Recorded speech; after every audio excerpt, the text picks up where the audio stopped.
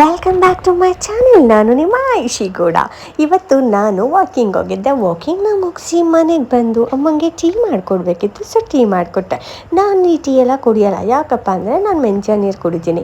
ರಾತ್ರಿ ಮೆಂತ್ಯನ ನೆನೆಸಿಟ್ಟು ಮಾರ್ನಿಂಗ್ ಕುಡಿಯೋದ್ರಿಂದ ತುಂಬಾ ಬೆನಿಫಿಟ್ ಇದೆ. ಸೊ ನೀವು ಕೂಡ ಕುಡಿಯೋದಿದ್ರೆ ಕುಡೀರಿ ಅಂತ ಹೇಳ್ತಾ ಪಪ್ಪಾಯ ಇತ್ತು ಕಟ್ ಮಾಡಿದೆ. ಮತ್ತು ನನಗೆ ಚಿಕನ್ ಬಿರಿಯಾನಿ ಮಾಡೋ ಪ್ಲ್ಯಾನ್ ಇತ್ತು. ಸೊ ಚಿಕನ್ ಬಿರಿಯಾನಿನೂ ಬೇಗ ಬೇಗ ಬೇಗ ಮಾಡಿದೆ. ಮತ್ತು ಅದು ವಿಷಲ್ ಆಗಬೇಕಲ್ಲ. ಸೊ ಅಲ್ಲಿ ಇಲ್ಲಿ ಓಡಾಡ್ತಾ ಇದ್ದೆ. ಅಷ್ಟರಲ್ಲಿ ಹೋಗಿ ರೆಡಿಯಾಗಿ ಬಂದುಬಿಡೋಣ, ಚಿಕನ್ ಬಿರಿಯಾನಿ ಬ್ಯಾಟಿಂಗ್ ಶುರು ಮಾಡೋಣ ಅಂತ ಹೋಗಿ ರೆಡಿಯಾಗಿನೂ ಬಂದೆ. ಚಿಕನ್ ಬಿರಿಯಾನಿನೂ ಟೇಸ್ಟ್ ಮಾಡಿದೆ, ತುಂಬ ಚೆನ್ನಾಗಿತ್ತು.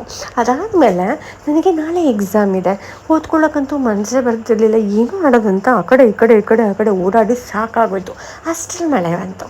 ಆ ಮಳೆ ನೋಡಿಕೊಂಡು ಹಂಗೆ ಹಿಂಗೆ ಮಾಡೋಷ್ಟರಲ್ಲಿ ಫುಲ್ ಟೈಮ್ ಔಟ್ ಆಗೋಯ್ತು. ರಾತ್ರಿನೇ ಆಗೋಯ್ತು.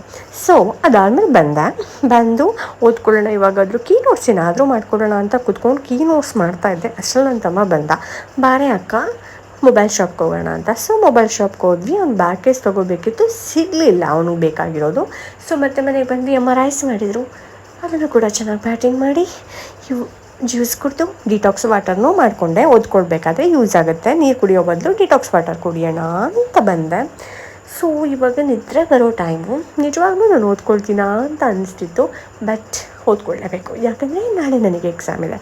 ಸೊ ಹಾಗಾಗಿ ಕೂತ್ಕೊಂಡು ಇದು ಪ್ರಾಕ್ಟಿಕಲ್ ಬೇರೆ, ಏನೋ ಥಿಯರಿ ಅಂದರೆ ಏನೋ ಓದೋಣದು, ಪ್ರಾಕ್ಟಿಕಲ್ ತುಂಬ ವರ್ಕ್ ಮಾಡಬೇಕು. ಹೆಂಗಪ್ಪ ಅರ್ಥ ಮಾಡ್ಕೊಳ್ಳೋದಂತ ಯೋಚನೆ ಮಾಡ್ಕೊಂಡು ಹೆಂಗೆಂಗೋ ನನಗೆ ಯಾವ ಥರ ಬೇಕು ಆ ಥರ ಎಲ್ಲ ಮಾಡ್ತಿದ್ದೆ. ಆ್ಯಕ್ಚುಲಿ ನನಗೆ ನಾಳೆ 2 o'clock ಮಧ್ಯಾಹ್ನ ಅಲ್ಲ ಎಕ್ಸಾಮ್ ಇರೋದು. ಸೊ ಮಾರ್ನಿಂಗ್ ಎಲ್ಲ ಓದ್ಕೊಬೋದು, ಏನು ಅಷ್ಟೊಂದೇನು ತುಂಬ ಎಫರ್ಟ್ ಹಾಕಬೇಕಾಗಿಲ್ಲ. ನಾವೆಲ್ಲ ರ್ಯಾಂಕ್ ಸ್ಟೂಡೆಂಟ್ ಅಲ್ವೇ ಅಲ್ಲ, ಗೊತ್ತಲ್ಲ, ಪಾಸ್ ಆದರೆ ಸಾಕು. ಹಾಗಾಗಿ ತುಂಬ ಹಾರ್ಡ್ ವರ್ಕ್ ಮಾಡಿದ್ರೆ ಏನು ಗೊತ್ತಾ, ಏನೂ ಬರೆಯಲ್ಲ ಅಲ್ಲಿ. ಸೊ ಸ್ಮಾರ್ಟಾಗಿ ಏನಾದರೂ ಮಾಡಬೇಕು. ಸೊ ನಾನು ಅಷ್ಟೇ ಮಾಡೋದು. ಇಷ್ಟೇ ನನ್ನ ವಿಡಿಯೋ. Thank you, bye.